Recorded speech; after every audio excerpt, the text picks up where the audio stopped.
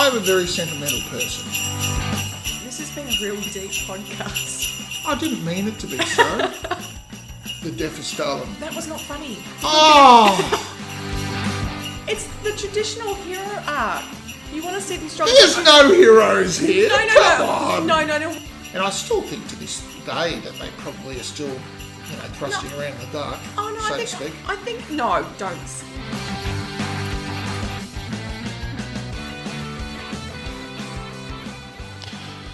Hello guys, how are we tonight? This is Paul on Considered and Conceited, and with me I've got Pip.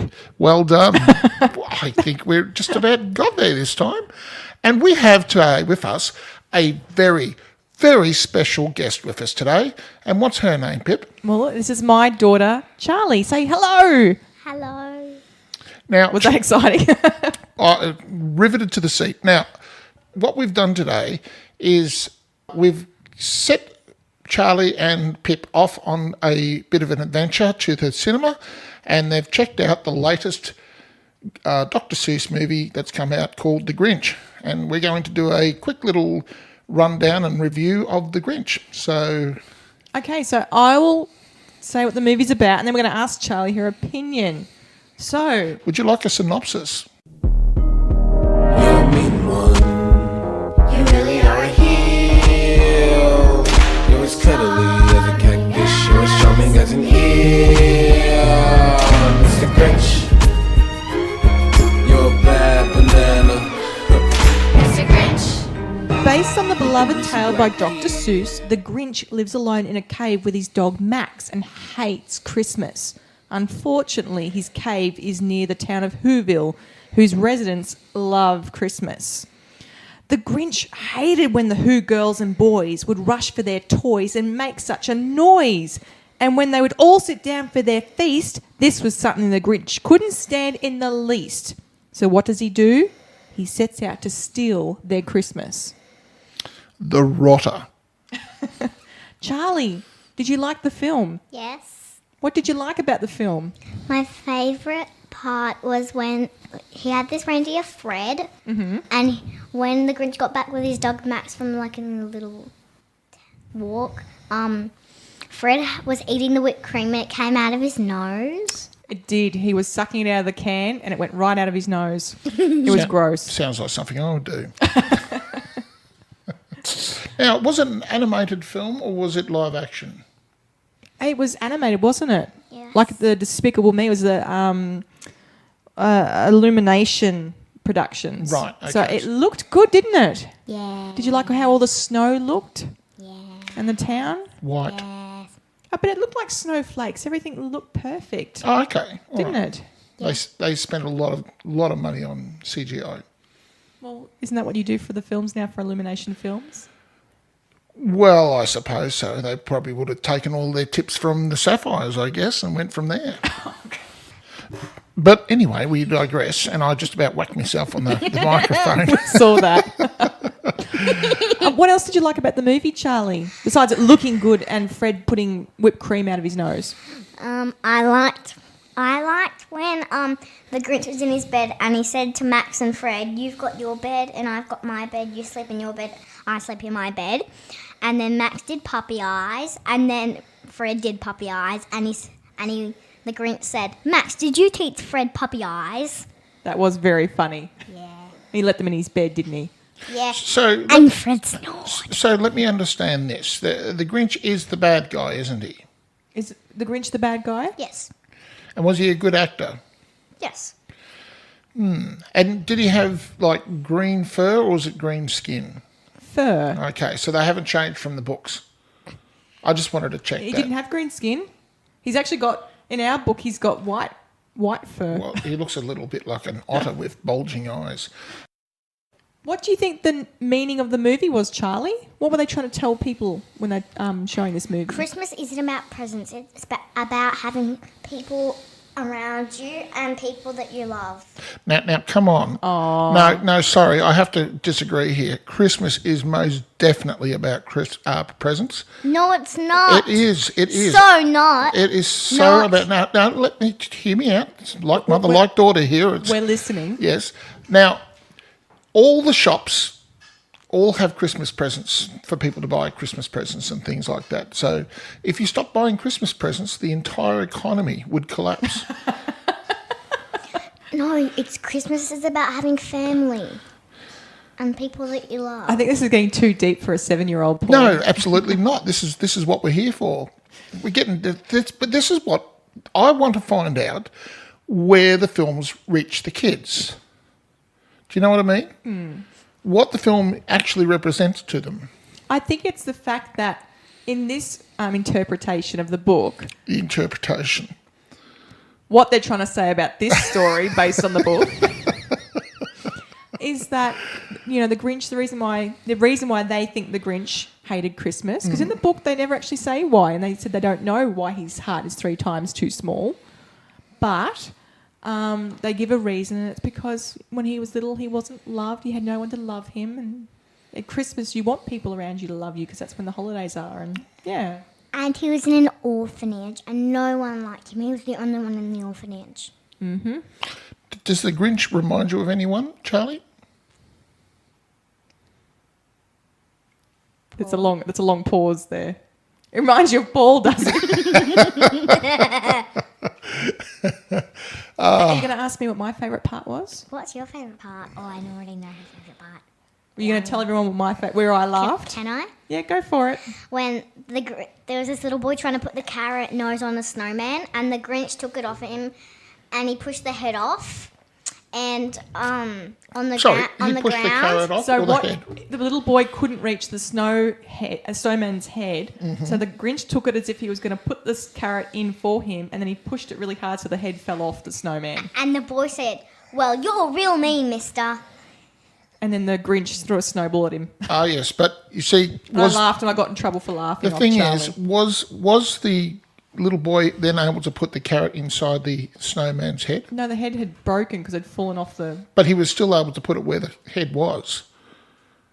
No. No, there was no He- head. the Grinch is misunderstood all the time. he's a ideas man. Oh, in this, he actually is. He makes lots of inventions, doesn't he, Charlie? Application Yes. may be a little failing, but he's generally trying to make life better for people. No, he just thinks they don't deserve it, so I will take it away. Dun dun dun. Are you done? Yes. Awesome. Okay, Maybe. I'll definitely be cutting that.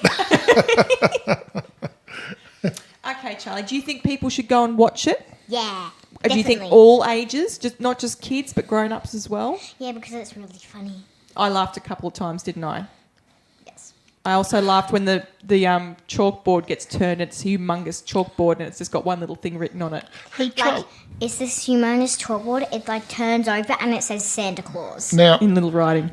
Charlie, Like Santa Claus. Charlie, you know I like, movies that are very sad movies, don't you? Yes. Yes. Okay.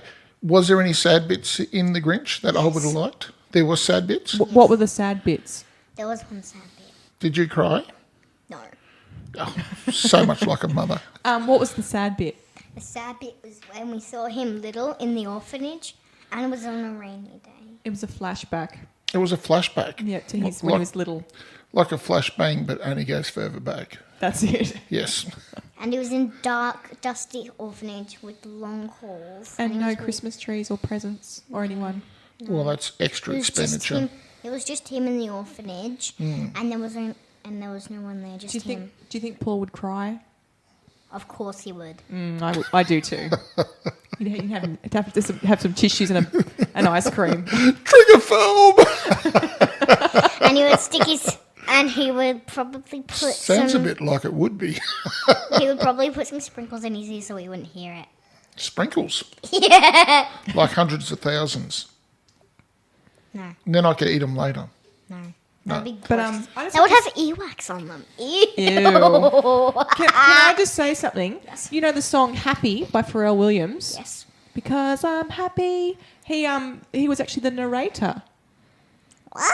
Pharrell Williams was the narrator, so that was interesting. Did he sound happy? He did, and he rhymed and everything. It was good. Well, it's Dr. Seuss. And Benedict Cumberbatch's voice, the Grinch, was very good too. There's no point in reading Dr. Seuss And if there is no rhyming, there is no use. That's right. We all knew this. We all knew this now. And now that I can think of how big the cow is... No, you've lost it. No, I've gone. Oh, dear. So- I used to be able to talk to Tom in full sentences, like full conversations, purely in Dr. Seuss rhyme. Used to crack him up. You can say something, Charlie. Okay. His laugh was like this. Yes, he does that evil laugh, doesn't he? He's got a bit of a cackle, has he? He's got that evil laugh. I will take away your Christmas. So why do you think he wants to take away the Christmas, Charlie? Because when he was little, he didn't have anyone to love him, and he didn't have any Christmas presents. And so do you think that was fair for everybody else? He thinks all they want is Christmas presents. That's all they think about No, Christmas. that's not. He'd be right. No. No. They want to hang out with their families and not see the people that love them. Yeah, but he doesn't know that at the start, does he? No, because it's really funny because they said maybe his head wasn't screwed on right, or maybe his shoes were too tight. That's right. But he didn't have any shoes on. No.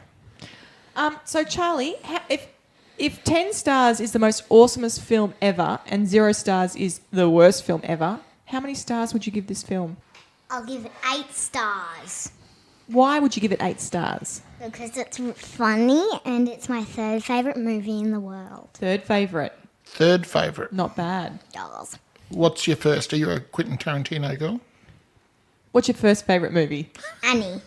Annie, the old original Annie. The original Annie. Yes. And what's the second one? My second one is going to be Frozen.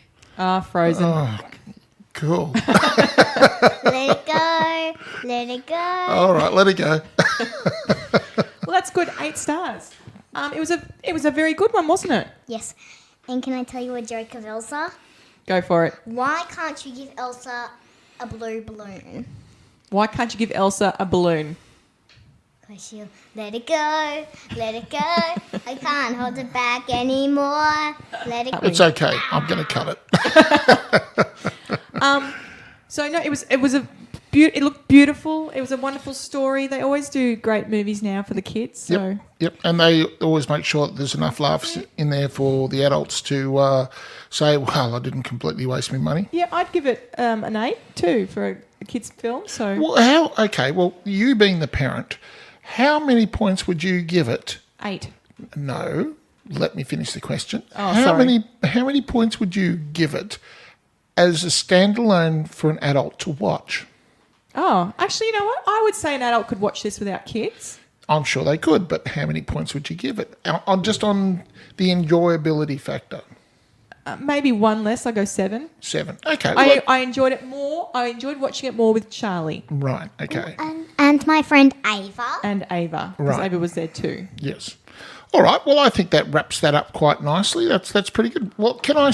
Yes. Oh, Charlie would like to become a stand-up comedian when she grows up.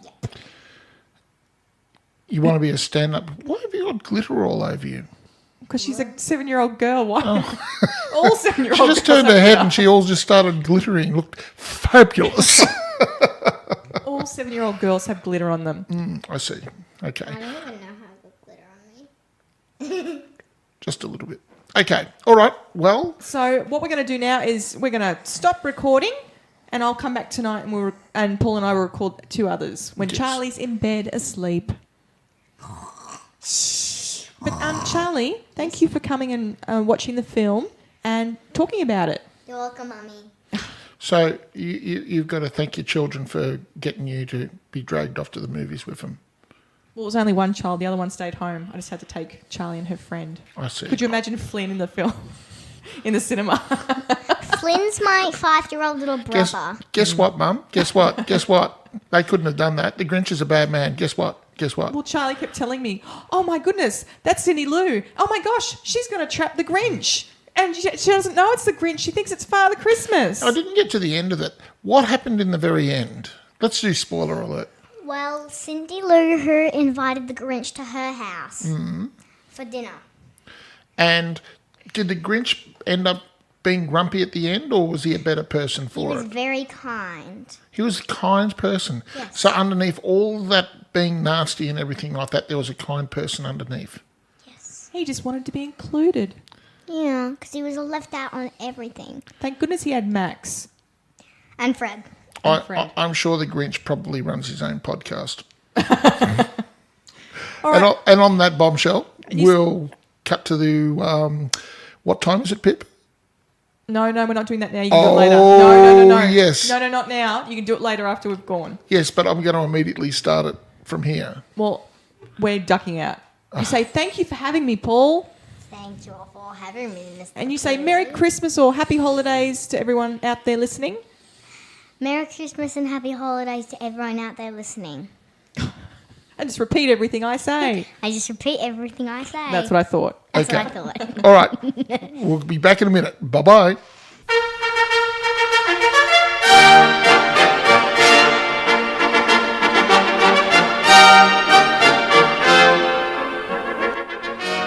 Ladies and gentlemen, please be upstanding for the podcast pick of the week. Thank you.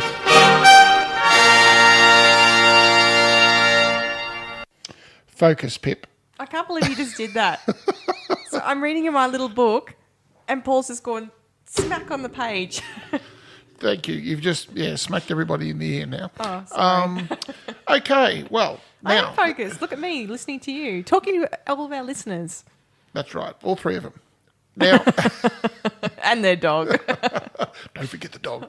Okay, now the podcasting pick of the week this week is a little Australian podcast that I've had as a bit of a favourite, and I've given to you from time to time to listen to various different episodes. And I know you haven't listened hugely on them, but I've given you particularly funny episodes that I've thought is quite good that you've listened to. So you're aware of them and can talk on their style of sense of humour. Yes. Yes. The podcast that I'm talking about here is The Sweetest Plum. Those two boys are actually very funny, but it's weird because some of their conversations just go off on tangents. I know we do that as well. Do say. Well, no, I believe that their entire podcast is based purely on a tangent. It's just one big tangent that goes everywhere. But sometimes there's like links and you can see where it's all linked up. And other times it's like, what were they discussing at the start? I've forgotten. Well, look, if you think we're bad for going off the beaten path, these guys leave us looking quite good in that. But they're extremely funny. They're very funny and witty. They were professional comedians and they're professional radio men. You can tell. You can tell there is, like, we're talking good quality production here. But, yeah, they really go loose. Now, the language is quite free. Far more free than, Do we for need example... to say that now? Well, I think so. We've been shown the way by our good friends at Capes on the Couch. Capes on the Couch. So, yes, I apparently... didn't realise our language was so free, but obviously it is. I say, be free language. Oh, fuck. But these guys are much more free than we are. They'll use words that I won't say into a microphone, yes. I might say it at the postman if he's late, but... That's not recorded. No, it's definitely not recorded. So, yes. So, these guys are very hardcore, but they are extremely funny. Very funny. Frenetic, I believe. I think at least half of the episode is listening to Declan Fay laughing at, what's his name? Mr. Maxwell. It starts with N. I can't remember. Anyway, Mr. Maxwell. You listen to it a lot more than I do. I do, but I just had a mind fart. But everybody who listens to this podcast is well and truly used to that by now. Yeah, look, guys, get onto these guys because they're very, very funny. They've got quite a large group of listeners. But they come out sporadically, don't they? They have been of late. They've been a little bit like they've been popping them out once a month. But their podcasts go back... And in my humble opinion, their early stuff is probably the funniest. It's of the ones lot. I've been listening to. Yeah. They're very, very like their early stuff, where they simply did not give a shit. And they just went out swinging the bat, and it was terrific. So some of the stuff they'll talk about might be a little outdated, but seriously, very, very funny stuff. So, so that's The Sweetest Plum. And I give them a big thumbs up. Maybe we should give them a little rating too. No, don't do that. No? No. Stick to the movies. We're not professional enough for that. No. Oh, well, they lose marks on the fact that they've been sporadic in their output of late. Oh, but it's very difficult for podcasts to be consistent, and we were just having a conversation about that before we started. You don't know what's going on. They might be doing other jobs and other things and Well, that's right. excitement in their lives. They have got work, and and then they've got young children that have come into the. They essentially started it when they both lost their jobs. They both got sacked at the same time, Match made in heaven, so really. I thought, well, what do we do now? Let's make our own radio show, and away they went. And so they're terrific. They're really, really good. They're very funny. I would recommend starting from the start and listening to the very early ones, almost from day one. You can almost pick though. That's not. You don't lose anything by not listening to them in order. No, because they're just talking about any old shit. They don't really. It's not chronological. No. Although there is a little bit of carryover from one to the next, but yeah, it's not. There's not a lot. Not a lot. Okay, all right. So that's the sweetest plum. The sweetest plum. Do yourself a favour and listen. They're very good. Okay, so this week I put up a Christmassy sort of film, and you put up a film that you thought resembled Christmas. It doesn't. No, I didn't say that it resembles Christmas. I it said that it is a religious film and it makes you think about humanity. Did I say that, or am I just covering my bases? I don't know. I'd have to go back and I have a think I listen. might be doing a little bit of back covering here. But first, we're going to talk about the film that I put up, which was Love Actually. Love Actually. That came out in 2003. Pip, would you like to do the synopsis? It's going to be short. Is it? Yep. 9 intermingled stories examine the complexities of the one emotion that connects us all, love. May I say, perhaps I can do a better synopsis than that. May I say, it is a fugue of love, hope, and betrayal. Did this touch you, this film, Paul? Touch me? As in you just... I was roughly handled by this film. I have to say, we sit there, okay, can I just cast a scene Wait, you? but first, Paul hasn't seen this film until I say, Paul, Merry Christmas, you're watching Love Actually. Yes. So he hasn't seen it, and this is the first I've never time. even heard of it. And You have never heard of it? Well, apparently it's a big show, but People watch it nearly every Christmas. oh my God, I don't understand. Yeah, well, I suppose that they enjoy having their balls kicked, Anyway, go ahead. I interrupted. It's Christmas, quick, kick me in the balls. Go for it, Paul. All right, so I sat down and watched this, and I was getting ready to go, and Was it with Jolie or by yourself? ooh, I don't trust you. There was nobody else in the house at all. Okay. Yes, All right. Now I've got the scene. Yes, and then somebody did show up, and then I quickly turned everything off and scooted into the bedroom and watched it. So, oh no, we're not going down that road. So anyway, I sit down and get ready. They've got the peanuts there and the cashews and the beer and everything ready to roll. Stop making noises, I'm Pip. sorry. I was putting my glass down. Shocking professionalism. I am talent challenged. We've discussed that. Anyway, so you were watching this with your peanuts and cashews. That's correct. And I'm ready to go. Click it on. Away we go. And I was not bawling, but had tears streaming down my face by about 30 seconds in. Through comedy or through just emotion? Through, how can I describe it? I wasn't sad, but I get very... Well, I've discussed that I'm sentimental every time the credits come up. But it's true. When I see... Jesus, you're a shithead. I like shows where we think better of ourselves and we give ourselves a bit of a pat on the back for what wonderful little chimps we are. Which is funny because you keep putting up films where humanity's being screwed over. I occasionally have to refill my cynicism. Okay. And a healthy mix is not bad. Well, that's what I strive to do. Okay. So otherwise it'll all be like the saviour. But anyway, we're talking about Love Actually. Yes. Love Actually, yes. I'm not getting distracted, but yeah, 30 seconds in and I had tears streaming down and I just immediately got to the credits came up for the start of the credits and the music. Immediately, furiously started texting Pip going, God damn it, I'm already bawling and it's only 30 seconds in. God fucking damn it. What just made me laugh is that you asked my daughter earlier about a sad part in the film and she was telling you, and you say, did you cry? She went, no. No. Disdain. The look, I should have described the look as disdain. It was utter disdain. And that you're there going, oh, gosh. I was getting all teary just from the description of the Grinch.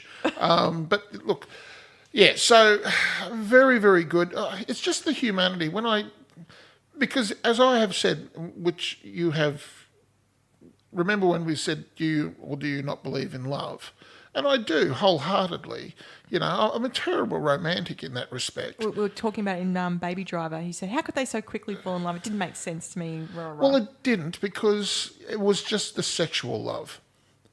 It was. I know, but so for Yes. you, that sort of love isn't... Love can be as simple as, somebody who, can sit there and hold your hand.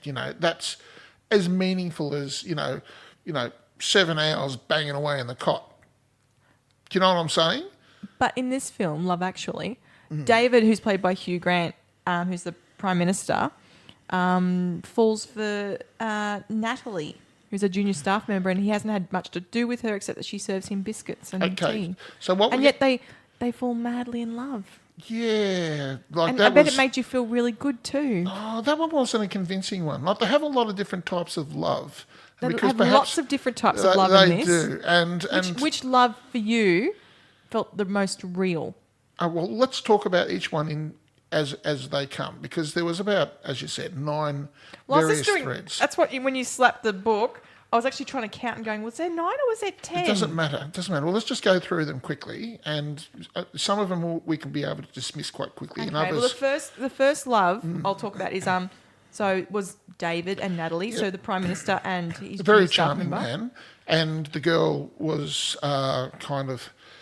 That one was more of a look after me, daddy kind of thing. It was a bit creepy. What? Well, he's from the upper echelons of society, and Maybe he just she's enjoyed from her the- for being so real. Well, she was bloody real. I'll tell you, she was real right off the cuff. She was swearing in front of the Prime Minister on the She was first. nervous. Yes. Some people swear when they're nervous. I can't fucking believe it, but So, but you didn't think that one was real enough. That's not your sort of love. No, well, I mean, it was typically British in that, oh dear God, I'm feeling something. I better push her away and send her off to the broom closet or something like that. And he pushed her away. And Well, because he didn't push her away until Billy Bob Thornton, who was the US president, was groping her. Well, and then he did something that he wasn't going to do based on that. Yep. So he's like, oh, well, that's not good decision making, so I better make sure I don't do that based on that. On her part, I mean, she wasn't exactly the most professional maid. She wasn't a maid. What was she? She was a junior staff member. Don't look at me like that. She wasn't a maid. She gave Whatever him, title they need to help them feather duster the house, I don't she care. wasn't feather dusting. Whatever. She was giving him paperwork to go over and his messages and his mail and stuff. So she's like an admin girl. Right. And when Okay, you that's work, fine. and when you That's work fine. with someone, you shouldn't. That's a hard call to make. Yep, sure. I'm just being sexist now. I realise that. I feel like smacking you over the head. Continue. Yeah, oh, well, I mean, okay, so I didn't feel that one. Okay, I felt it at the very end. I thought that was quite good, but it was a bit cutesy. You know what I mean? It was a bit ho-hum. It wasn't a really good one for me. Okay, what about Alan Rickman's character Harry and Emma Thompson's character Karen, who are married with children? Yeah, look, that was sensational. And But, I mean, it's Alan Rickman, for God's sake, and Emma Thompson. I mean, of course You it was can't gonna get be much sex. better than that. Doesn't get better than that.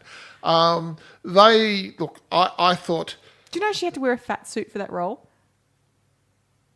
Just as a bit of extra info. Well, of course, because she's a beautiful woman. That's what I mean. So Yeah. it was just so funny to make her look more like a married wife, frumpy. yes. Yeah, They frump. made it, Go the frump.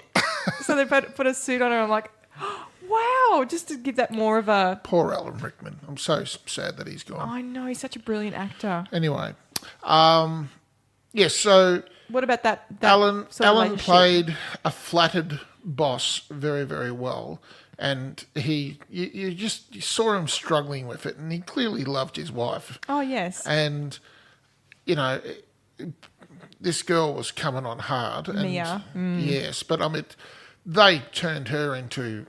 They tried to bestow her as the devil incarnate. I don't think so. I think she knew what she wanted.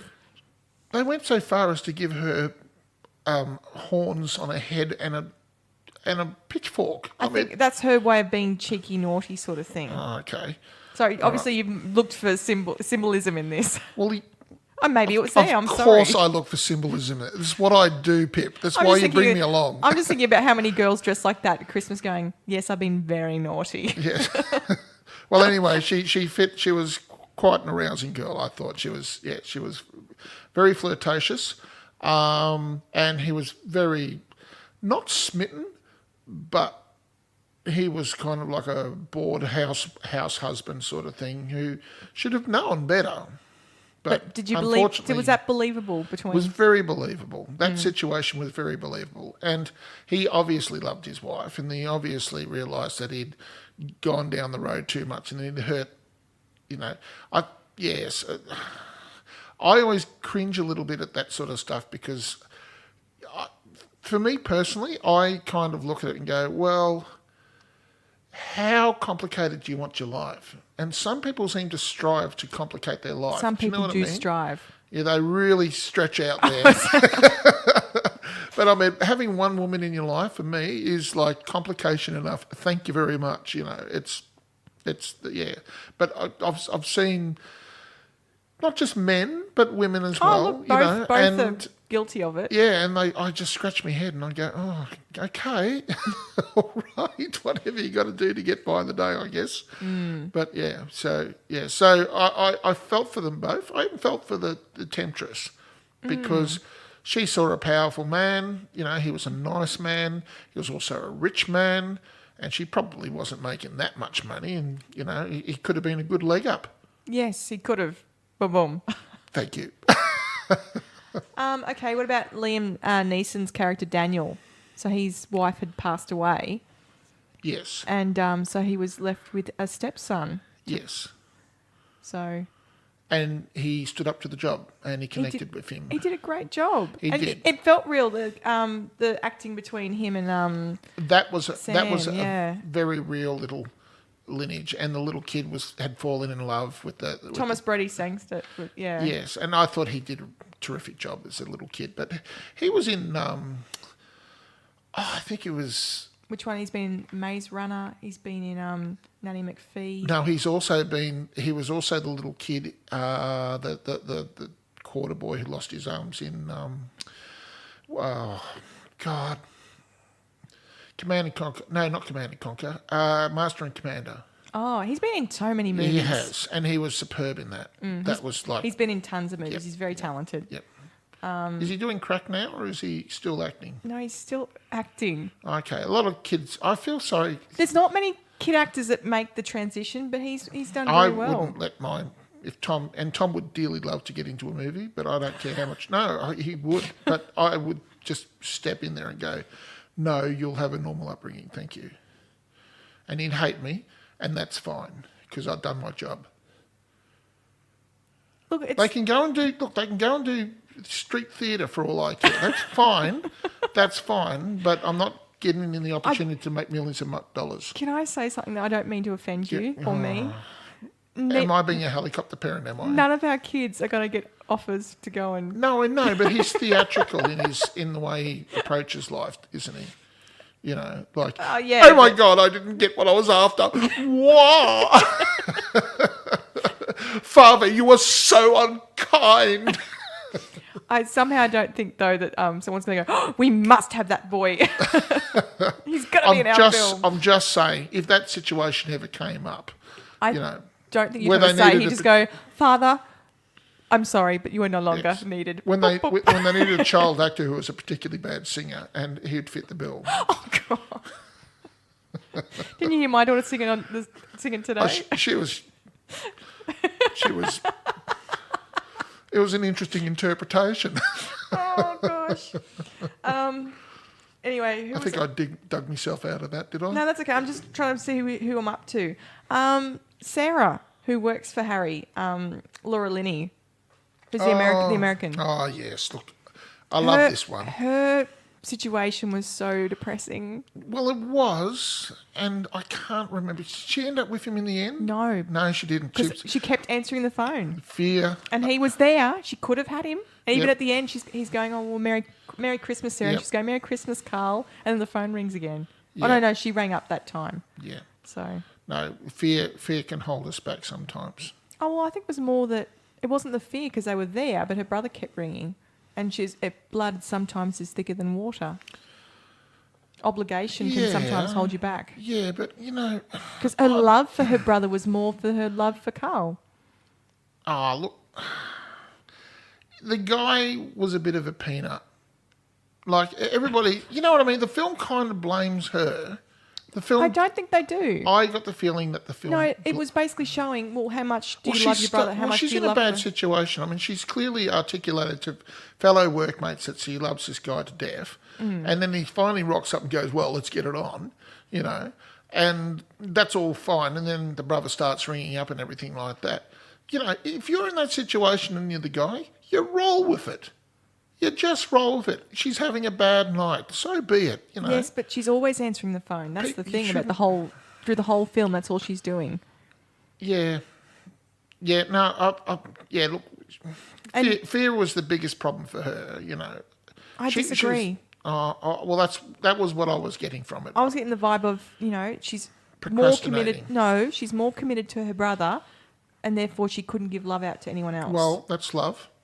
It is love. Yep. So her love for her brother's more than any love that she could have for Carl, and therefore Carl was like, well, if you can't love me as much, well, I shouldn't be here because it's not fair on me.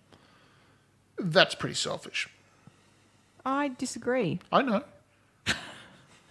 I get that. Okay, we'll just agree to disagree. I knew that you would take that stance, but I think, look, if you love somebody, you don't take, you give. No, I'm sorry, you give. You don't take. You certainly don't take straight off the mark and go, well, obviously you've got too much, all this time for your brother, blah blah blah blah.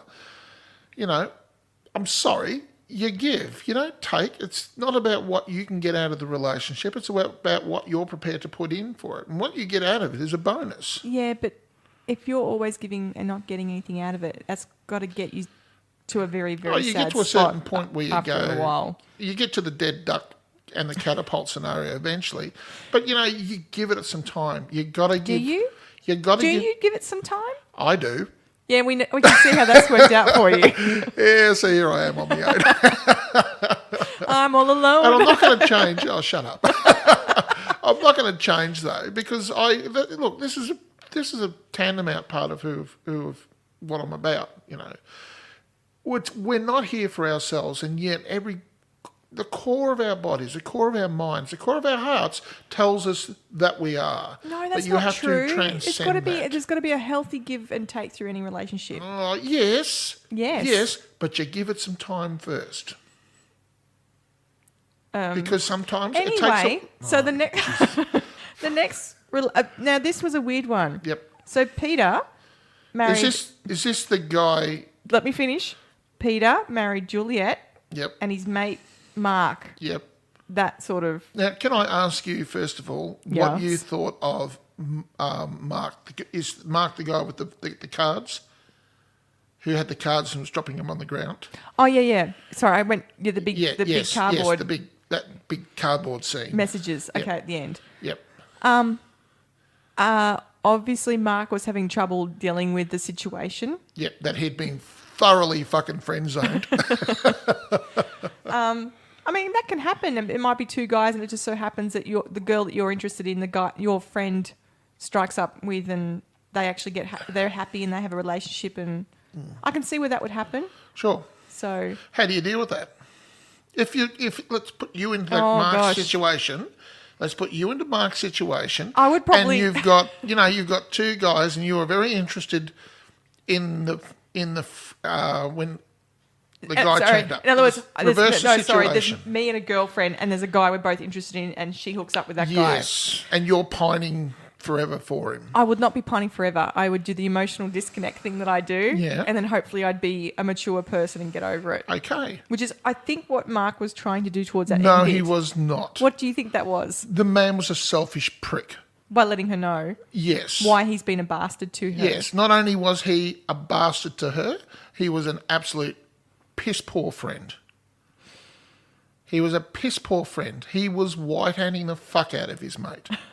He was. He's gone in there. He's basically kicked open the door and thrown in the hand grenade. You know, fuck them both. You know, and like she kind of was swept away off it all and everything. And my estimation for her dropped through the floorboards a little bit too. You know, how in love was she with her husband? You know, husband to be. And okay, yeah, he was turning into he'd rapidly deteriorated into a bit of a boorish guy. It was he was sitting there talking about the footy and everything like that, and being a bit of a, 20-year-on husband. I saw a lot in that scene.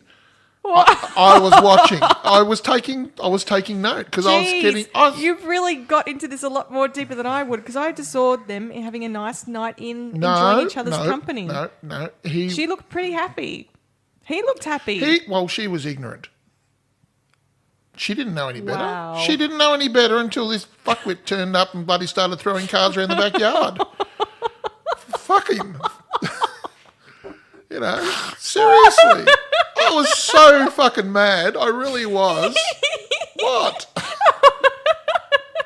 I thought, fuck you, prick. Honestly. Oh my gosh, I'm so glad I'm not sitting next to you whenever you watch love movies, rom-coms. Oh my gosh. Yeah, but there's a moral element to this. And it was completely, apparently we don't worry about that if we fall for somebody. Just destroy two other people's lives, including the person that you supposedly love. Come on, control yourself. There's literally... I believe you're starting to cry. Come on, mate. It's okay. Take a glass of water or a gin or something. Can I just say... Yeah. Would you like to hear what I got out of that scene? Well, that's why I asked you first, because I knew I was going to take the devil's advocate to that. I saw a happy married couple. Yes. A guy who was basically saying, this is why I've been a bastard, because I like you, but obviously it's not an issue because I'm going to get over it. Her going, thank you, I understand.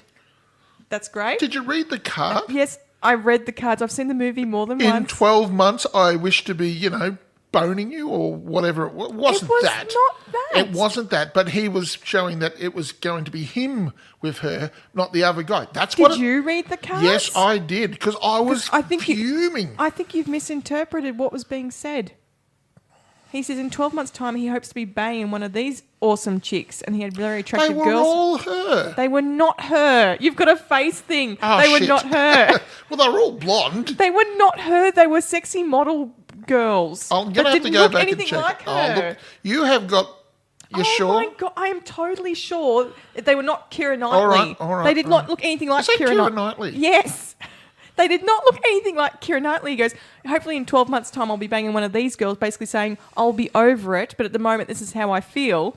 But in 12 months' time, I've done this, I've told you how I feel, I will now start the slate clean and move on. It's still not healthy. It's not. He should have shut up and...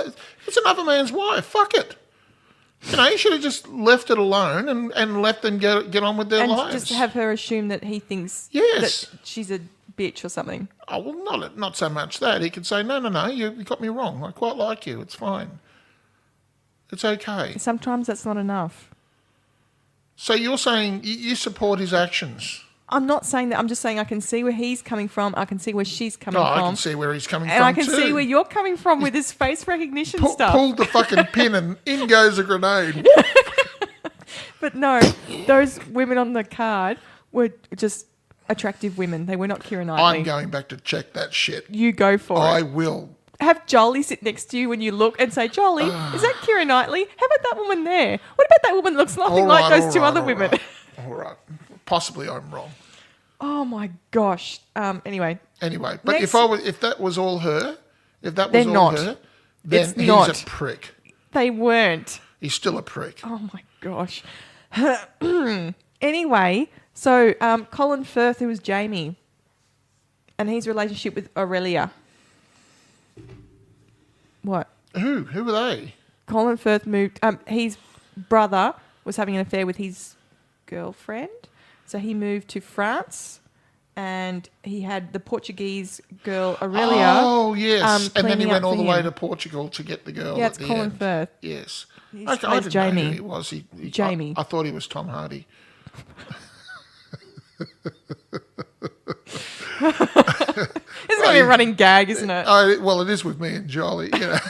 Well, he looks a bit like Tom Hardy. What did you think? What did you think about their relationship? They weren't even able to speak to each other, but they were together for 3 months. They saw Okay. each other every day for 3 months, Yes, but they couldn't speak to one another. That's So, what did you right. think of that relationship? Well, there are more than one language, and they clearly had learnt to speak the language of love without actually learning Portugal.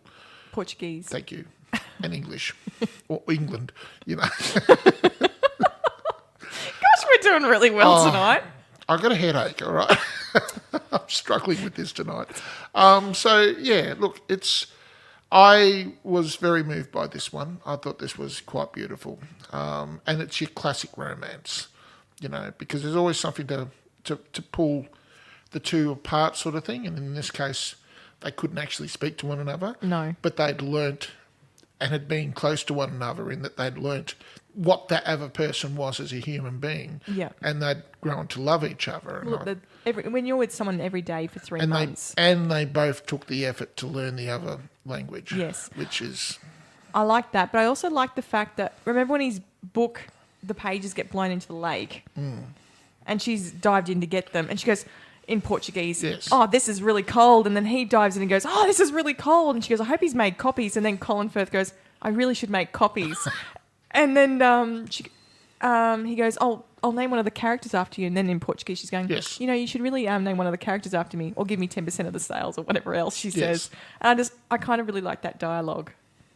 It was very good. Yeah. It was very good. I quite enjoyed that scene, although there was a part of me going, well, I would have let the pages sink, but that's just me.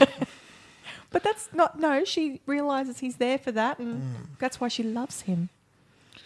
Yes. Well, she didn't love him at that stage of the game. Really? Because she's at that day that he was driving her back, he said, because, you know, same thing about the dialogue, he goes, this is my favourite part of the day, driving you home, because, you know, they're so close. And she says, this is the worst part of my day when you drive me home because I'm leaving you. So that we're already there. Yes. I was quite moved by these guys. I thought that they did a really good job. And acting-wise, I thought they were one of the strongest. But, of course, nobody gets past Emma Thompson. She is fab. She is fab. Alan Rickman and Emma Thompson. And Alan Rickman. I was getting to the other end of the sentence as well. So, yes. I'm sorry, I'm making my way they were through my the favourites. relationships. Bill Nighy and his mate. Yes, that was beautiful. Yes. Yes. It took a while to get there. He But played Billy Mack. And, who was his... Gosh, I'm doing very badly tonight. His mate. Oh, here we go. Gregor Fisher, who played Joe, his manager. yes, That relationship I thought was awesome. friendship is love too. That's what I meant. Yeah, it was so nice. Yep. Because he goes, I realise that what I love is you. I'm trying not to sound sexual. Bill Nye is really growing me as an actor because I went and sat The Boat That Rocks again the other night too. He's good in that too, isn't Yeah, no, I had to go back to.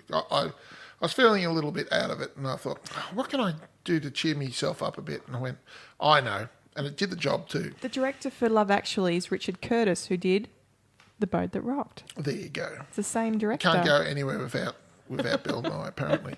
Oh, And- you know, and he it nailed works. it. It works. Yes, it works. He plays the old rock star so well, and I just love the relationship he and that Billy Mack and Joe have. It's a lovely inclusion into this film. And of course, there was a little love affair between the little boy and the girl who could absolutely rock on. She had a terrific voice. She did. For one so young, we'll be seeing her again, I think. Probably. Those films old. I haven't seen what else she's doing. I'm sure Yeah. she's doing lots of amazing things. Colin Frissell, played by Chris Marshall. You know, the one who goes, I've got to go over to America. That was a weird. He's just a fuckhead. I think that was just the comedy. No, that was just the. Yeah, it had to be because he was a fuckhead. Oh no, it wasn't. But it wasn't. I'm thinking he's just gone to America, and supposedly American girls are like, "Oh, you're English. What a lovely accent. Yes. We must have sex." And you know what? All the others are loves of one sort or another. His was not love. No, No. not at all. He's just a fuckhead. Moving on. His friend Tony wasn't doing anything, but the connection was Yes. Tony was making a movie that John and Janine were the naked doubles for. That was the weirdest shit. So It Martin took Freeman so long to and work January out. Jones, So yeah. what exactly were they doing? Because it They was were the- gorgeous, but Their relationship was really interesting, but they're naked doubles, obviously. yeah, why So- would you need a naked double? So that the actor, who's the professional, doesn't have to get naked. Oh, okay. So they do the close-up, weird Yeah. sex scenes. Yeah. And then the actor comes in and they only have to do headshot stuff. So that's what their roles were. Okay, that was bizarre. It really, really was bizarre. It bordered on the surreal, you know. And they're talking what was about the funny is weather, that- and they're, you know, like, and she's supposedly. I've never been able to talk to someone like this. Have you, Janine? Oh, you too, John. While they're pretending to have sex for screen. And then he gets excited because he got a little peck and he's like, ah! Meanwhile, they've been like banging away, you know. And then at the end, during the airport scene, is because Tony's there waiting to pick up Colin. Yes. And they go, hi, Tony. And he goes, what are you two doing? And she shows the ring. And he goes, we just got married. I might be able to have sex now or whatever he says. Yeah. They've had all these naked scenes together. Oh, it's hopeless. All right, is that all of it? Oh, yeah, but Rowan Atkinson was in that film too. Can we talk a little bit about Rowan? Because it was only a cameo role, but every scene that he was in, Was fab. he's He's such a funny fellow. Yes, it's all. Him and Alan he Rickman just- were just so funny. They just drew that out, and it was excruciating. What's that? Lavender. And then Do I want a bloody garden? What's that? They must a have. cinnamon stick. They did a good job. They did a very good job. I love thought. how he come at the end too when Sam's running to catch Joanna, and he's like, "Oh, I've got to find my passport," and he's like pulling all these things out so that the boy can go. And he goes, "Oh, actually, I mustn't have been there," and he's just like giving Liam Neeson a look. No, it was, but that's what I mean. I loved how all these stories, like Emma Thompson's character was friends with Liam Neeson, and she was also sister to Hugh Grant's. Right. Like they're all intermingled. I love that. Can I ask a question? Why did you put this film up? Well, because it's a traditional Christmas story movie that people like to watch, and I thought you would love it so much because it would talk about love, and you'd go, oh, and because you're making me watch stuff that you think will make me go, oh, so I thought I'll just do the opposite to you. Well, there you go, ladies and gentlemen. I've been thoroughly bested here tonight. Okay. Well, I just want to take a asked for moment. that. I just want to take a moment. Yes, I am fab. Okay. So we basically I'm pulled out. sorry. I am fabulous. We basically both pulled out our best shots for this week because it's Christmas, and I shot off into the pasture somewhere. I reckon I winged you. Oh God! Yeah. You're flapping away. Yeah, no, you had me at 30 seconds. Honestly, it was shocking. So yes, I did enjoy the movie. What would you give it as a? I reckon 8 out of 10. I don't know if I could quite come at that, and it's not me just being difficult. No. I reckon you need to watch it again because I reckon your star rating will change between watches with more information. Possibly, but I can't say we'll be right back. So I've got to make a decision here, and based on what I saw, and I'm pretty sure that I saw what I saw, and I'm getting, The head shake. the head shake. But based on what I saw, and I'm going to stick to that for the moment, and I'll put in my Apologies disclosure next week. Yes, as usual. I'm going to give it a 7 because it made me really cross in some respects. In that particular respect. In Mark's particular. respect. Yeah, I was ropeable. Absolutely ropeable. You realise... Okay, don't worry. Oh, but maybe it's not the films. Oh, well, yeah. They weren't clear about it then. They should take into consideration people who have got facial blindness. Next time The Richard Curtis does a bastards. film, I can just see him going, now I've got to think about Paul. Make it really obvious. I'll go from like a black-haired girl to a red-haired girl to a Yes. blonde-haired girl, just to make it That's- really obvious. Well, maybe they should have done that. Because then I wouldn't have been like... But even so, it was still a shit thing to do. It was one of the stories out of 9. Yeah, but it really hit right in the jaw on that one. I didn't like that. Okay. Yeah. So for Love Actually, 8 stars from me and 7 stars from Paul. Yes. Now, Paul, Mm-hmm. your magic movie moment for this week. Yes, well, for the magic movie moment this week, what I'm going to do is we'll run with the scene from What Dreams May Come, because I just forgot how good that was. And it was how he was talking about his son at the funeral. eulogy The eulogy scene. For his son. Yeah, so... That was one of my favourite scenes. Yes. Which is funny because a lot of people don't even acknowledge it, but I think it's a very powerful scene. So, yes, so we're going to run with that, and here we go.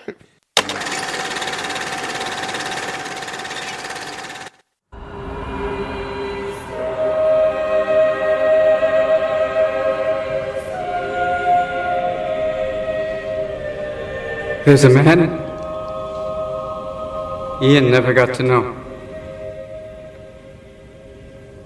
The man he was growing up to be.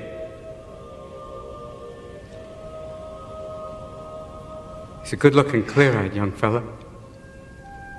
About 25. I can see him.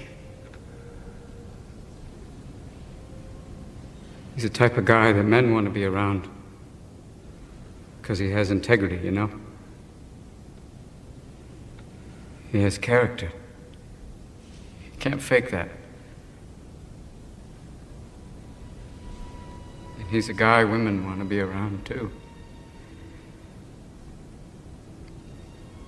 Because there's tenderness in him. Respect. Loyalty. Courage.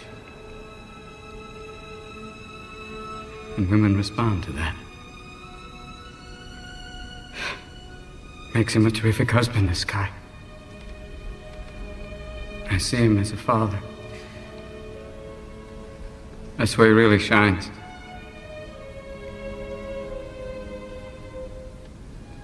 See, when he looks in his kid's eyes, that kid knows that his dad really sees him. Sees who he is. And then that child knows that he's an amazing person. He's quite a guy. And I'll never get to meet. I wish I had. And we're back. How are we, Yes. everybody? All Did you enjoy that eulogy? I did, yes. I'm mopping the tears away as we speak. I think it's one of the strongest scenes. It's a very and it's good just scene. just Robin Williams going. He's just such a good actor. Mm. I love him. So the Christmas film that Paul put up is Saviour, which was done in 1998. That's right. Could I have a synopsis, please? Nunai nina nena, nunai nina nena, oi.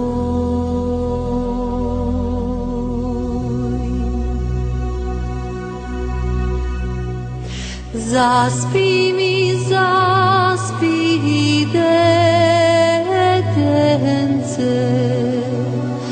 zaspi mi czego mamino.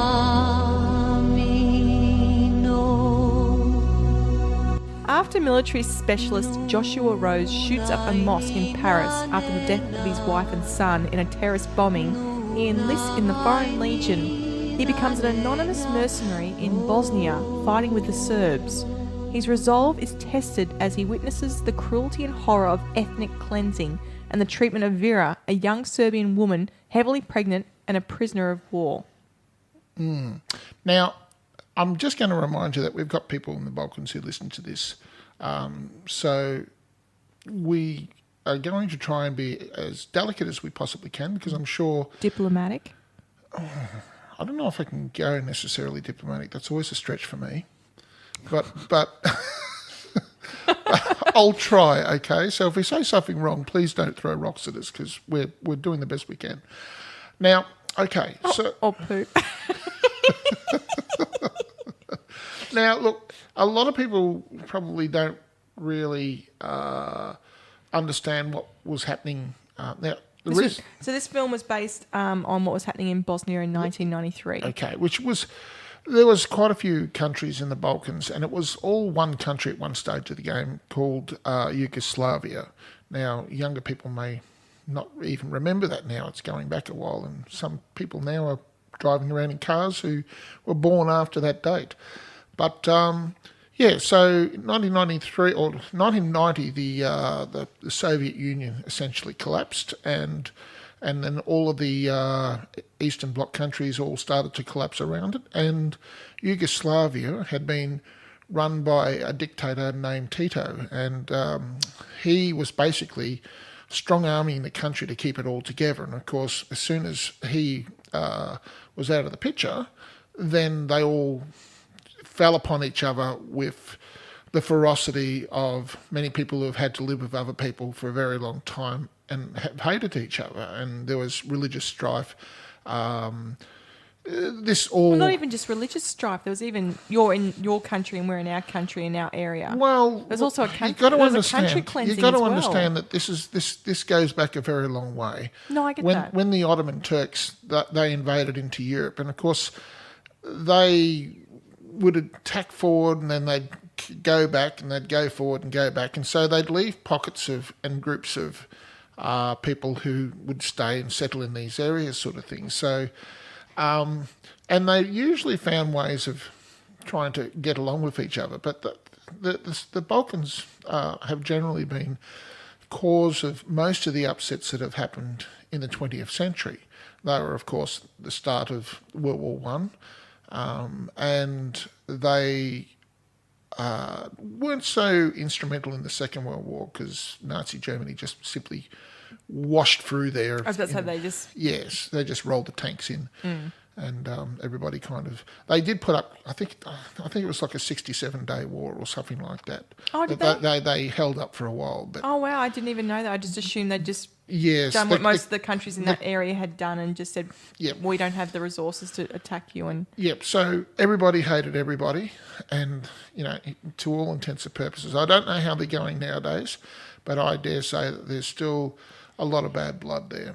is it still that bad now? As in, they're not in a war. They're not currently in war in that area. They're are they? not. They're not. I think what's happened is the country has devolved. Like you've got Croatia and Serbia you've and got Bosnia and Bosnia Herzegovina and they've all sort of split up. Yeah, so they've all gone into their default groups, sort of thing. So, but when this was all happening, it was absolute carnage, and people who'd been living side by side each other were all killing each other left, right, and centre. And of course, it's not just the Balkans that this has happened. It's happened in Africa, and it's happened in other countries all around the world. It's happening right now in Iraq. And it's not something that usually gets covered, and it's not easily understood by people. They tend to, we do, as Western countries, tend to think of these things as like one nation state going up against another, where more often than not, like there's talk, for example, of the United States devolving into civil war, and they think, I've heard quite a few people talking about that. It's I think it's not probable. I think there's a slim possibility of it. I assumed it was just people being... But if it does, it will be like a Serbian conflict, in that it'll be neighbours killing neighbours. It won't be, one state killing another state sort of thing. If people think that that's what it's going to be, it's not going to be that at all. But look, I honestly don't think it's going to happen. I don't think so. The way things are panning out, I think there's quite a lot of hope that things will right themselves, so fingers crossed. But during the 90s in this area, because they had been one nation under a dictator, and that had fallen over, and now they're all... That's right. Just like with Stalin, in Death of Stalin, you had one strong man holding everybody together, and as soon as forcing everyone together. Forcing them all together. And as soon as that's pulled out, everything goes to shit. It's like a grenade's been thrown in the room. Well, everyone's going for power as well. As Yep. They're thinking, Yep. hang on, we want to be in charge. No, we want to be in charge. They all want to be in charge, and nobody knows that they're going to survive at the end of the day. Yep. But And that's a caustic basis of very good comedy. so when did you first see this film, Paul? You twitched only slightly. You're getting very good at that. I'm ignoring it now. Paul, you put this movie up. I did. Why? I wanted to see. It's an extremely sad and touching film. You wanted to see me cry? I don't think you'd admit that you would anyway. I don't think you would. But I'm not going to worry about spoilers tonight. Because Do you like this film?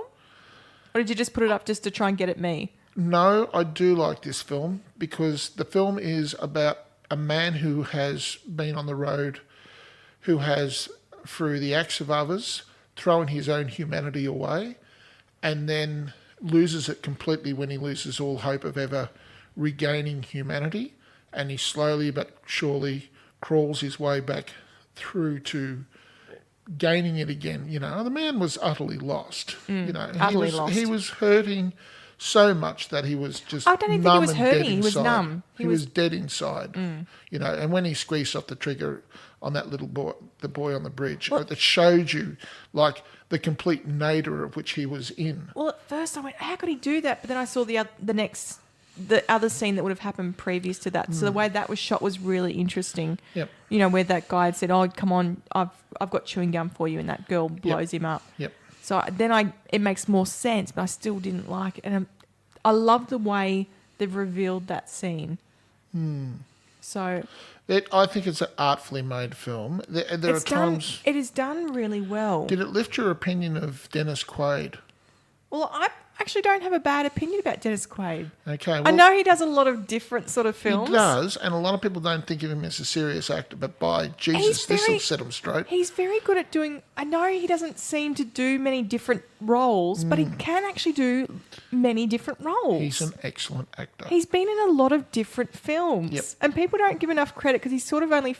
I would say famous for certain roles, and people go, it's because he's, it's his comedy they role think or of it's him as that. kind Or, of like the straight back kind of guy. He's a straight man to a comedy double. but Sort he of thing. does really well in different roles, and not everyone can do that. No. And in this film, he does a really good job. I really felt for his character, and the way he portrayed it was brilliantly done. I actually really enjoyed this film. I was really surprised to hear that. Why is that? Can I ask? I want to know why you... I don't think there'd be many women who would actually enjoy this film at any level. you have to admit, It is brutal on women. it is brutal, but it's a realism, Yes. and it does educate you in what was happening at this time, and it's not even that long ago. So to me, it's an eye opener. Yes, it can be brutal, but it's just so real. It's shot so real, Yep. and it's shot so well. It doesn't make excuses for anybody. No, And Like even- nobody comes out of this a hero. The only one... Well, nobody comes out. Even the girl, she wanted the child to die, at the start, But- until the maternal instincts kicked in, sort of thing. even then, it was, the way she's been brought up. If you've been raped, it's your fault. Yep. And doesn't the father win Arsehole of the Year award? No, because... No. No. Do you know why he doesn't? Because that's how they're brought up. That's how... Yeah, but... It's different you sitting here in Australia Yeah, I know, but... compared to that culture I there. know. And there, do you know what? That still happens today. All of what you're saying is true. So But- it's actually... Oh. This would be a good film for people who are in nice, cosy armchairs listening to us going, Well, that's right. I'm privileged, Yes. life's pretty good. But you know what? Even just a little while ago, there was war happening. This was what was happening in war. And even when these people and women are suffering, being raped, are prisoners of war, not getting fed, are still being treated like it was their fault. What, may I ask, was the hardest scene for you to watch? When she was getting hit with the hammer, Yeah. that was pretty. That But you know what? I thought, oh my gosh, how brave are you? And I understand why, but oh Yep. my gosh. Yep. Because there's no way he could have done anything with all those men there with guns. Yep. And she knew that. So, Merry Christmas, Pip. but it's beautifully done. It is. And I'm really surprised and very glad that you liked it. and you enjoyed it, which is Do surprising. you know what? It's not a movie I will watch again. No, good God, no. I only watch it once a decade. But- I only pull it out every once in a while. And it's but, very sad. It makes you go, Yes. oh my gosh, I can't believe there are countries out there that do this to people. But it's not even But- about countries. It's about who we Culture. are. It's humanity. Humanity. It does happen, and people need to remember this. Yes. So it is a very sad film. Do you want the Christmas link now? Oh, go for it. This movie teaches us to be kind to all men and to have goodwill amongst all And men. women? It goes without saying. But, I use the men in the plural of I did that to Charlie humanity. the other day, and she said, "You mean men, women, and children, Mum?" And I went, "People. We have to be all nice to all people." You got outflanked by the flanker. I went, "Oh, I've got to stop Yes. speaking in old school, How do you think I feel, Pip? And I got the vocabulary of somebody from the 70s, God help me. But I was actually really surprised because it's such a, it's been made by Serbians mostly. Yes. And like director and the main actors, except for Dennis. It's a beautiful country. Yes. Oh my God, it's gorgeous. Stunning, isn't it? It is gorgeous. I'd love to go there. I really would. I haven't genuinely. been. Oh, I think Eastern Europe is far more interesting, and it's. I've only got as far as Austria. I think if you turned right when you hit Austria, and kept going like all the way through to. Oh no, Romania, I hadn't got that far. I think you'd 'cause- see some amazing. I stuff. imagine it'd be absolutely gorgeous. Like old castles and things, Oh, because yeah, no. everything's really like there's not tourism out there the way there is everywhere else. Well, that's in Europe. because, war was only in the 90s. Yes, I mean, that's still pretty and you still got to be fresh. careful where you walk. Don't Oh, go off gosh. the beaten paths because they did put an awful lot of landmines up there. But no, I thought it's a very sad, tragic film, but it's shot so well, Yes. and it's portrayed so well that you go, well, I understand, and I see why it's happened that way and everything. So Yep. All right. I did have to go and research because I know a little bit about the Bosnian War. Right. But I did have to go and research afterwards because I thought, well, hang on, I wasn't exactly wasn't exactly sure which side he was on at first. I was a little bit confused. So Well, he was the French Foreign Legion, so the French shouldn't have been in there sticking their dick in there either. I know, but I had to go- Nobody was in the right in this. Oh, This no, is- no, I'm not saying that. But what I'm saying is I had to go, after I watched the film, I went, I do need to go back and reread some Yep. stuff about that. So, Yep. Yep. And so it was like, and when the old man's saying, well, what did he say? I'm Serbian, my wife's Croatian. Yes, Before this, exactly. it wasn't an issue, but now wasn't- it's... yes, and all of the old hatreds come out. And this is why when you hear people talking on the TV or talking and they mention races of any description and, they're bad-mouthing them, this is what they're trying to lead you down the path to, Just crazy. and that's why they have to be stopped, because this is the end result. That's why I put this film up. But what was interesting was in that scene where she gets hit by the hammer. Yep. Remember? Would you like to describe, because... No, I don't. But what I want to say, no, I do not want to describe Well, it. I will, because I think it's an important... Can I say something scene. first All before right. you describe the film? it then. No, I don't want to describe it. I just want to say something before I forget. Mm. So, one of the men gets out. He just picks at random a young fellow. Yes. And he shoots him. Yes. Now, this is Now- a mass killing here we're talking about. So they've got a busload of people out Yes. of the town. Yep. She just happens to be on the bus because she's gone in to look for a bus and Yes. she's got and caught. she got caught up in all of this. Anyway, they've just picked someone and shot him. Now, what I found weird about the scene was about 10 people have mentally dropped. So, To their knees and started praying. yes, because of the religious Yes. differences. Yes. But everyone gets killed, no matter what religion That's they are. right. Yep. So that's what I mean when you said it's a religious film. I'm thinking, well, is it actually a religious film? It's more of a... It's the justification used for violence. Yeah, but the thing is, they kill everyone. That's- Nobody... that's doesn't right. matter what religion they were. That's exactly They right. got- But you're it's on the- that side of the... It doesn't that matter. side of the grass, Once you start, that's it, you're once shot. you start killing people in that kind of environment, it doesn't But that's what I mean. matter. To me, it doesn't It's seem them like or a... you. Yeah, but that's what I mean. It doesn't seem like a religious film purely because they were killing everyone. But it's the religious... They it's- use that as an excuse, but then they it's- just kill well, everybody. it's a big bloody excuse. Yeah, but the fact is they were killing... there wasn't even that. It was just, I will kill everyone. I don't care. Yep. Even when he's shooting people in the mosque, Yep. And then he goes, that's it, I'm going to join the French Legion and I'll just kill everyone. I don't care who I'll kill. Yeah. And I'm thinking, well, hang on, how does it go from that to then suddenly I don't care about anyone at all and I'll kill everyone? Because when you do violence on other people, you are doing But that's what I mean. To me, violence to yourself and your own psyche. it just went so far. I thought, that's horrible. There's So nothing to stop you. Once you've got that's- that power, there's nothing to pull I you know, back. but that's what I meant. So I just had to explain that. Yes. So Yes. did you want to explain the scene? Oh, you very nearly got all the way there. Yeah, cool. You had the protagonist, and he had the girl's baby, which was the saviour, by the way. It was the baby who saved him, Oh, no, I get that. not the other way around. No, I get that. Okay. And they were hiding in the boat on the side of a lake. Now, Because he was injured, so he couldn't go with her. He couldn't go with and her. he took the baby so that it wouldn't slow her down. yes, and anyway, so he was hiding in this boat, and they were overlooking. The bus pulls up, and they get everybody off the bus. They march them down to the side of the water, and then they proceed to kill them. But they don't kill them with gunshot or anything at the start. They make a show of it, and this big Serbian guy, I assume he was a big Serbian, and he pulled out this huge maul, this wooden maul, and just starts caving in the back of people's heads, and they were simply Which standing is funny there. because she was Serbian.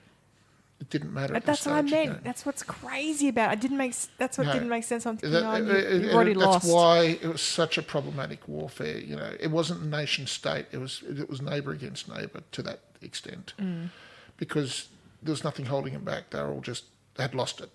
You know, and that's why it's going to take many, many years for those scars to go away. Oh, well, I mean, look at World War One and World War Two. We're still scarred by Well, it. And we are, and that was but- but what I'm saying is that was in the It's this- 40s, and this was only in the 90s. It's still very recent. It's the civil wars that do the most damage to a nation's psyche. And that's what I was talking about with Glory, in that America is still feeling those scars because it was neighbour against neighbour. That's what I mean. It's in their Yeah. nation rather than Yeah.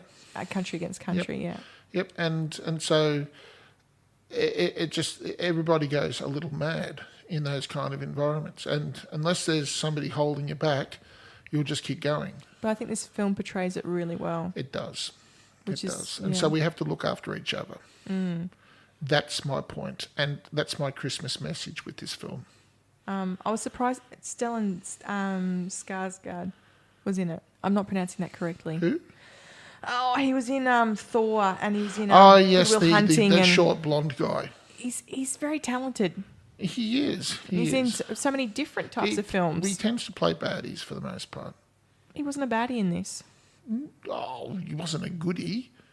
No, he went with his mate. Yeah, I know. He started off a goodie, but he got lost too. He wanted to be a butcher. Well, he's certainly in the right He didn't place want to to be do there it. anymore. He didn't want to be there anymore. Is what I'm Yeah. saying. What do you think of the tunnel scene? I suspected that was going to be the hardest one. No, that wasn't the hardest one. Yeah. Again, it gave you information as to what was occurring. Yep. So some of them are pretty hard to watch. So people need to be ready that some of these scenes are quite full on. But they do give you an idea of what each character's feeling, how they feel about what's happening. Yep. So Yep. it's important, but people need to be ready for I it. found this one the most difficult one to watch. Really? The tunnel scene, yeah. I'll just quickly describe it to I was people. actually surprised. My scientific brain went, well, if that actually happened, that child would have died. Yes, it would have. What was happening was this man who wasn't a friend, but he's just a fellow soldier. It was a soldier. Yes, he dragged the leading girl, who was heavily pregnant at this She stage. had been exchanged as a Yes. prisoner of war, and he Yep. was taking her back to her family house. But because she was heavily pregnant, it was her fault. Yes. And he was pretty miffed. He dragged her out. She exchanged a couple of expletives with him, and then he threw her to the ground and started kicking her in in a pregnant stomach sort of thing. And of course, that's when she had the child, on the road, brought on. brought on by the trauma. Yep. But yeah, it was really hard to watch that for me. I would have shot the guy. Oh, Wouldn't yes, have hesitated. No. I wouldn't have even given him a warning. I would have just picked up the gun and bang.